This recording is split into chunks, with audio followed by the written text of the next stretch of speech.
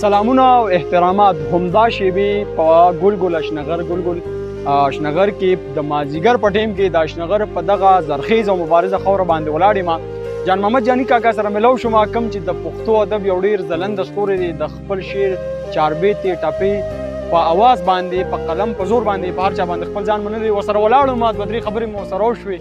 یقینا دا داسې خلک دي چې دا خلک د زموږ د معاشري رول ماډل خلک دي او مشران وایي چې که پښتو ټینګه کړې ده نو داسې خلکو ټینګه کړې ده لکه جانې کاکا چې کوم دی شعر غوښتنه رانه وکړه نو غزل به ورته وایم، خو د غزل نه مخکې دوه شعره وایم چې څه بختور یم چې ستا یادونه زړه ته راځي ګنې اکثر پیریان په داسې کنډراتو کې وي. څه بختور یم چې ستا یادونه زړه ته راځي ګنې اکثر پیریان په داسې کنډراتو کې وي. خوله یې په خوب کې راکوله ځان ویښه کړمه د بدنصیبو خو اکثر شګې په شاتو کې وي.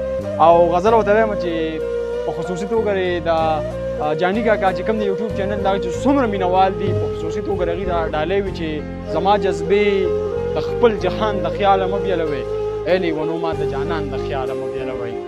زما جذبې د خپل جهان د خیاله مه بیلوئ، ای لیونو ما د جانان د خیاله مه بیلوئ. او یوې مسکاله یې ګل کړې د زړه چاودې ځواني، یوې مسکاله یې ګل کړې د زړه چاودې ځواني، د ګل ځواني د ګلستان د خیاله مه بیلوئ. او خوند کوي خپل تماشې د تصور د دنیا، خوند کوي خپل تماشې د تصور د دنیا، د خاپیرو خیال د ریخان د خیاله مه بیلوئ.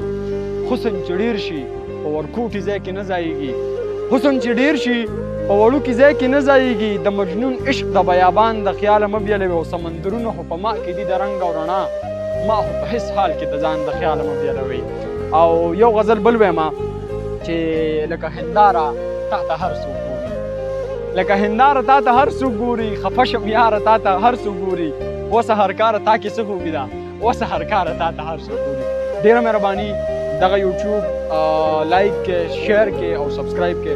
ډېره مهرباني موږ سره اوسئ. د اشنغر زرخیز یا مبارز